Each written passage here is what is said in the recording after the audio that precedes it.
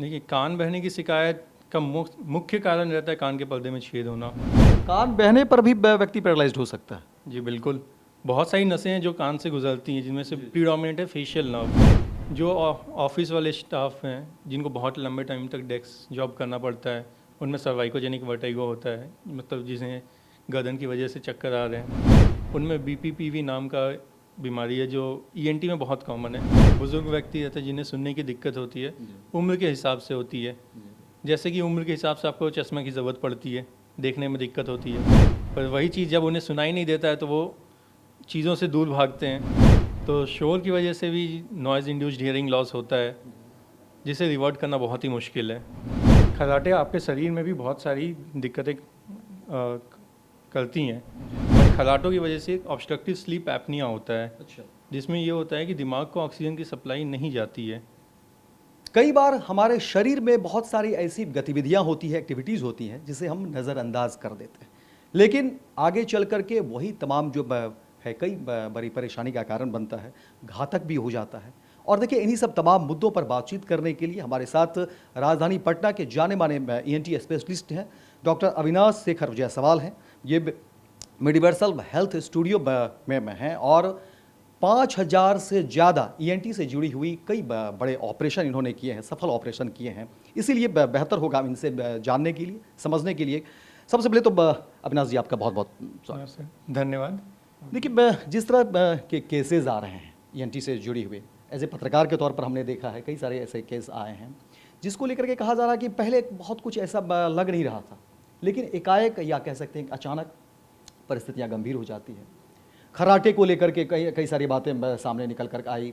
इसके अलावा कई बार ऐसा हुआ कि नहीं, बैठे हुए हैं और एकाएक चक्कर आ गया।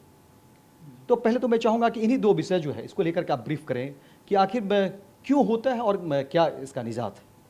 ये देखिए, खर्राटे जो हैं आमूमन आमतौर पे बहुत सारे लोगों को रहती हैं। इसका जो कारण है वो तो बहुत जो है वो है, पर इससे जो परेशानी होती है वो अमूमन आपकी पत्नी या फिर आपके पति को झेलनी पड़ती है। पर ऐसा नहीं है, खर्राटे आपके शरीर में भी बहुत सारी दिक्कतें करती हैं, जिनमें से प्रीडोमिनेंटली रहता है खर्राटों की वजह से आपको बीपी की शिकायत रह सकती है, शुगर की बीमारी हो सकती है। खर्राटे एक स्ट्रोक की भी कारण रहती है जो लकवा भी तक भी कर सकता है। मतलब खर्राटे की वजह जो है वो लकवा भी हो सकता है। जी बिल्कुल। खर्राटों सिर्फ खर्राटे आना बहुत ही कॉमन चीज़ है, बट खर्राटों की वजह से एक ऑब्स्ट्रक्टिव स्लीप एपनिया होता है। अच्छा। जिसमें ये होता है कि दिमाग को ऑक्सीजन की सप्लाई नहीं जाती है। इस वजह से मरीज़ों में या लोगों में बीपी की शिकायत और स्ट्रोक की शिकायत हो सकती है।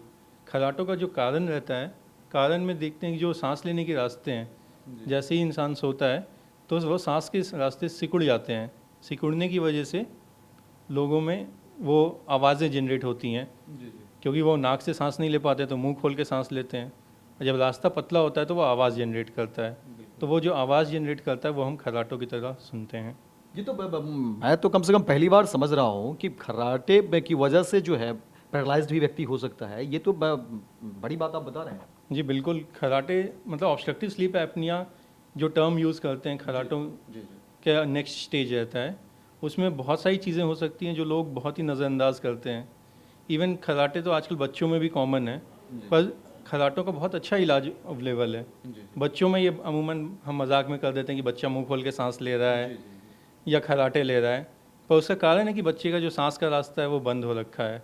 जैसे कि जो एडिनॉइड्स बोलते हैं, टॉन्सिल बोलते हैं, इनके बड़े होने की वजह से वो सांस का रास्ता सिकुड़ जाता है। सिकुड़ने की वजह से बच्चों में बिल्कुल कई बार ऐसा देखते हैं कि बच्चे सो रहे हैं और मुंह खुला हुआ है, तो क्या ये कोई सामान्य बात नहीं है? जी नहीं, बिल्कुल नहीं सामान्य है। हम और आप नाक से सांस लेते हैं, नाक सांस का रास्ता बना हुआ है। अगर कोई नाक से सांस नहीं ले पा रहा है तो उसका मतलब है कि नाक बंद है, कोई ना कोई कारणवश ही बंद है, और मुंह तो सांस लेने के लिए बना नहीं हुआ है। बच्चों में खासकर देखा गया है कि ये जो खर्राटे जिन बच्चों को आते हैं उनमें दांत बहुत ही ज़्यादा, जिसको बोलते हैं कि क्राउडेड डेंटिशन बोलते हैं, दांत सही से ग्रो नहीं करते हैं, बच्चों का ग्रोथ सही से नहीं होता है, बच्चे हमेशा कम वज़न के दिखते हैं आपको, भूख कम लगती है बच्चों को। तो इन सभी चीज़ों का इलाज बहुत अच्छा अवेलेबल है, पर जब तक आप इलाज के लिए जाएंगे नहीं तब तक इलाज होगा नहीं। एक एक और बातें हैं और वो सामान्य बातें हैं। कान का बहना और देखिए कई लोग इस बात को लेकर के परेशान हैं, चाहे वो इसमें और हर उम्र के इसमें लोग आ जा रहे हैं। इसको लेकर के क्या कहेंगे? देखिए, कान बहने की शिकायत का मुख्य कारण रहता है कान के पर्दे में छेद होना, जो हाइजीन से रिलेटेड रहता है। पर लोग इसे भी नज़रअंदाज करते हैं कि कुछ दवाई डाल ली और कान सूख गया, फिर छोड़ देते हैं। पर इससे लॉन्ग टर्म में ये होता है कि आपको सुनने में दिक्कत हो जाती है। कई लोगों में तो कान के बहने की वजह से चेहरे में लकवा तक मारा हुआ है, जिसे फेशियल पैल्सी कहते हैं। मतलब कान बहने पर भी व्यक्ति पैरालाइज्ड हो सकता है? जी बिल्कुल। बहुत सारी नसें हैं जो कान से गुजरती हैं, जिनमें से प्रीडोमिनेंट है फेशियल नर्व, जो चेहरे की नसों को सप्लाई करती है। तो जो अचानक से बैठे बैठे कई लोगों में हमने देखा हुआ है, हमारे पास बहुत से मरीज़ आए हुए हैं कि आंखें नहीं बंद हो रही, मुंह कुल्ला कर रहे हैं तो पानी साइड से निकल रहा है। एक दिन सुबह उठे और अचानक से ऐसा नोटिस किया। तो इसका एक कारण कान का बहना या कान में जो हड्डी गलने वाली बीमारी बोलते हैं, कोलेस्टेटोमा, ये भी रहता है। एक अविनाश जी ये भी समझना चाहेंगे कि कई लोगों की शिकायत होती है कि नहीं आवाज़ भारी हो गया, आवाज़ बैठ गया है या आवाज़ बदल गया है, और ये ज़्यादातर ये केसेस आ रहे हैं। इसको लेकर क्या कहेंगे? जी, वोकल हाइजीन नाम का एक बहुत अच्छा कंसेप्ट है जिसको लोग फॉलो नहीं करते हैं। आजकल हमारी जो टेंडेंसी है कि बहुत लगातार बात करना, जैसे स्पेशली टीचर्स में, पॉलिटिशियंस में, जिन्हें बहुत बात करना पड़ता है और बीच में ब्रेक नहीं मिलता है, तो उनमें आवाज़ बैठने की शिकायत काफ़ी ज़्यादा मिलती है। एक और बात है कि जैसे नाक का बंद हो जाना, और दूसरी बातें ये भी है कि अनायास छींक आ जाना। क्या ये सामान्य बातें हैं या इसको लेकर के कोई परेशानी है? ये देखिए, एक दो बार छींक आना वो नॉर्मल चीज़ें होती हैं कि अगर आप धूप में निकले या सडन डस्ट आया तो एक दो बार आएगा। पर लगातार आपको 5-10 बार छींकें आ रही हैं, नाक बंद रह रहा है, नाक बह रहा है, तो ये सामान्य नहीं है। ये आपका साइनस की दिक्कत की वजह से हो सकती है। पर मोस्ट कॉमन जो इनका कारण रहता है एलर्जी रहता है, एलर्जिक राइनाइटिस बोलते हैं, जिसमें लोगों को डस्ट से एलर्जी रह सकती है, बेड शीट से एलर्जी रहती है, कुछ लोगों को ठंड से एलर्जी रहती है। पर ये बहुत ज़्यादा तकलीफ़ करती है कि आप अपना रूटीन का जो भी वर्क है वो नहीं कर पाते हैं।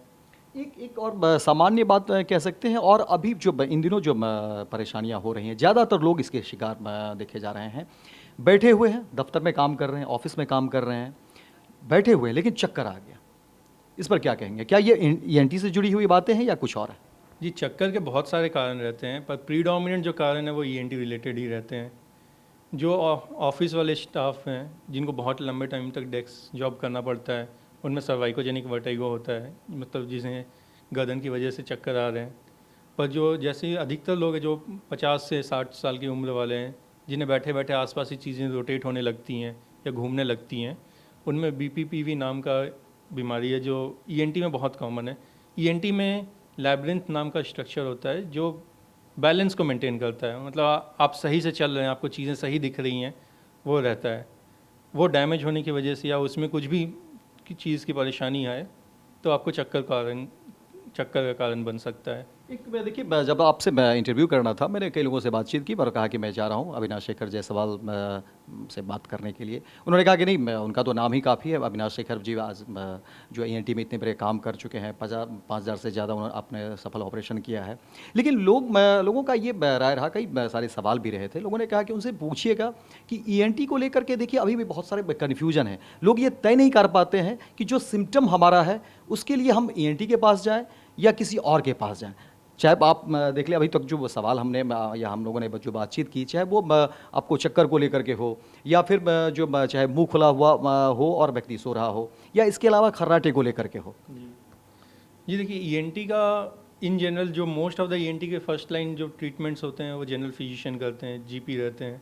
अगर उनसे नहीं होता तो फिर तभी जाके वो रेफ़र करते हैं। ENT till now specialist branch ही है, रेफरल ब्रांच ही है। अधिकतर लोग तभी ईएनटी के पास आते हैं जब वो प्राइमरी लेवल से गुजर चुके होते हैं। तो दोनों ही जगह पे, जैसे जनरल फिजिशियंस हो गए, पीडियाट्रिशियंस हो गए, यही प्रीडोमिनेंटली हमारे पास ईएनटी में रेफ़र कर रहे हैं। पर लोगों को ये जानना ज़रूरी है कि जो भी ईएनटी की बीमारियां हैं वो डायरेक्टली हमसे आके मिल सकते हैं। तो इससे ये होता है कि समय बच जाता है। देरी होगी तो परेशानी बढ़ेगी। देरी होगी तो परेशानी बढ़ेगी, सीधी सी बात वही है।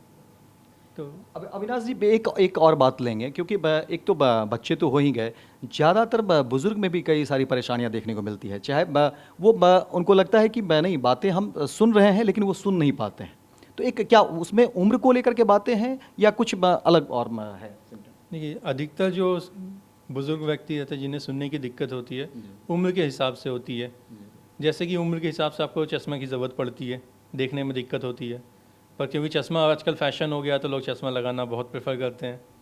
पर वही चीज़ जब उन्हें सुनाई नहीं देता है तो वो चीज़ों से दूर भागते हैं। ये भी देखा गया कि सुनाई नहीं देना डिप्रेशन का भी कारण रहता है। सुनाई नहीं देने की वजह से बुज़ुर्गों में गिरने की संभावनाएं भी बढ़ जाती हैं। तो सुनाई नहीं देना भी इतना सिंपल चीज़ नहीं है। अगर आप चीज़ें सुनेंगे नहीं तो आप लोगों से इंटरेक्ट नहीं करेंगे, इंटरेक्ट नहीं करेंगे तो सेक्लूजन में जाएंगे। महत्वपूर्ण सवाल लेंगे जो अमूमन ज़्यादातर लोगों के बीच देखने को मिला है। शोर ठीक है, शहर में जिस तरह से शोर है, ट्रैफिक है, बहुत सारी हैं, लेकिन कई लोग इसकी शिकायत इस तरह से करते हैं कि नहीं आवाज़ से सर दर्द हो जा रहा है या बहुत परेशानी है, वो बर्दाश्त नहीं कर पाते हैं। जबकि ये सामान्य बातें हैं, ठीक है शोर तो है, ट्रैफिक तो नहीं होनी चाहिए, आवाज़ इतनी तेज़ नहीं होनी चाहिए, लेकिन ज़्यादातर लोग इसकी अब शिकायत करने लगे हैं कि नहीं मैं बर्दाश्त नहीं कर पाता हूँ। ये क्या सामान्य बातें हैं या कुछ है इसके पीछे वजह? जी नहीं, मतलब अधिकतर बात है कि आजकल शोर का लेवल भी बढ़ चुका है, तो शोर की वजह से भी नॉइज़ इंड्यूस्ड हियरिंग लॉस होता है, जिसे रिवर्ट करना बहुत ही मुश्किल है। तो तेज़ आवाज़ से बचना बहुत ज़रूरी है। तेज़ आवाज़ से बहुत सारी चीज़ें जो भी आपने बताई हैं वो सारी चीज़ें होती हैं, और तेज़ आवाज़ से बचने के लिए ईयर मफ्स का यूज़ करना, तेज़ आवाज़ में ना जाना, ये सब, और सुनाई जो ईयरफोन्स है आजकल लोग यूज़ करते हैं बहुत ज़्यादा हाई फ्रीक्वेंसी में, वो बहुत ही मिनिमम वॉल्यूम में यूज़ करने के लिए रहता है। यानी ईयरबड या ये तमाम जो आप टूल्स इस्तेमाल करते हैं तो इसका ख्याल जरूर रखना। जी बिल्कुल, मतलब आप जब भी अपना फ़ोन में भी अगर आप वॉल्यूम बढ़ाएंगे तो वहाँ पर एक नोटिफिकेशन आ जाता है कि इस आवाज़ से ज़्यादा नहीं बढ़ाना है। तो सेम चीज़ है, आवाज़ बहुत सारी चीज़ों का कारण रहता है, जिनमें से एक ये भी है जो आप बता कुल रहे हैं। मिलाकर के आपसे जो बातचीत हुई मैं ये समझता हूँ कि ईएनटी को लेकर के जो लोग निग्लिजेंसी करते हैं या लापरवाही रहता है कि नहीं ठीक है इसको देख लेंगे बाद में चीज़ें ठीक हो जाएगी, वो नहीं करना चाहिए। जी बिल्कुल नहीं, लापरवाही तो किसी चीज़ की सही नहीं होती है। ईएनटी में क्योंकि इमीडिएट चीज़ें जो तुरंत कर रही हैं, जैसे लोगों के नाक से खून बहता है तो टीम इमीडिएटली उन्हें दिखा तो वो आ जाते हैं, पर बहुत सारी चीज़ें जो लॉन्ग टर्म में दिक्कतें कारण करती हैं और लोग उससे बच के रहते हैं। बहुत बहुत धन्यवाद अविनाश जी, मैं आपने तमाम जानकारी दी। धन्यवाद। मुझे लगता है कि नेग्लिजेंसी एक बहुत बड़ा इशू हो रहा है ईएनटी को। ईएनटी में अभी भी नेग्लिजेंसी बहुत बहुत कॉमन है, लोगों को पता ही नहीं है कि किस बीमारियों की वजह से वो ईएनटी में जाएं। उम्मीद करते हैं कि आपके इस इंटरव्यू के बाद से जरूर, बिल्कुल। तो देखिए ये थे अविनाश शेखर जायसवाल, जिन्होंने राजधानी पटना में ये मेडिवर्सल में है, और देखिए कि अब तक 5000 से ज़्यादा इन्होंने ईएनटी से जुड़े हुए जो सफल ऑपरेशन किए हैं, और इनका जो मत है कि निग्लिजेंसी यानी कि आप लापरवाही में नहीं बरते। तमाम जो बातें की थी, जो हमने जिक्र किया, तमाम जो सवाल हमने पूछे, चाहे वो सुनने को लेकर के या फिर जो है खर्राटे को लेकर के, या इसके अलावा चक्कर आने, या तमाम ऐसे कई सवाल हैं ईएनटी से जुड़ी हुई। कुल मिलाकर के इनकी बातें यही है कि निग्लेंसी ना बरतें, और कहीं भी जहाँ भी आपको लगे कि दिखाना हो वहाँ पर जा कर के ईएनटी के जो डॉक्टर हैं उनसे परामर्श जरूर लें, उनसे राय जरूर लें। तो फिलहाल इसका खबर में इतना ही, और अविनाश जी की बातों को जो है ज़रूर गौर करिए, क्योंकि इन्होंने बहुत ही सफल जो है कई सारे ऑपरेशन किए, और ईएनटी से जुड़ी हुई कई सारी बातें, महत्वपूर्ण बातें इन्होंने बताई। पनोरमा ग्रुप, जो सोचता है वो करता है, आपके अपने सपनों का आशियाना। ये लो मुंह मीठा करो, आज मैंने अपना जॉब छोड़ दिया, अब हम पूर्णिया वापस जाएंगे। जॉब छोड़ दिया है? मतलब ये घर कैसे चलेगा, हम करेंगे क्या, और माँ बाबूजी क्या बोलेंगे? इसलिए मैं एक और मिठाई का डब्बा लाया, अपने बिजनेस के लिए लोन अप्रूव हो गया। अरे लोन अप्रूव हो गया वो तो ठीक है, लेकिन पूर्णिया में हम रहेंगे कहाँ? अपना घर भी तो नहीं है वहाँ। इसलिए तो एक और मिठाई का डब्बा अलग से लाया हूं, हमने पूर्णिया में घर ले लिया है, पूर्णिया के ई होम्स पैनोरमा में। पूर्णिया में पैनोरमा ग्रुप लेकर आए हैं ई होम्स पैनोरमा, बड़ा घर, आलीशान जिंदगी और अत्याधुनिक सुविधाओं के संग। अरे अब क्यों मुंह मीठा करवा रही हो? क्योंकि हम घर वापसी जो कर रहे हैं। घर वापसी की खुशी पूर्णिया में ई होम्स पैनोरमा के संग। ई Homes Panorama, luxurious lifestyle redefined.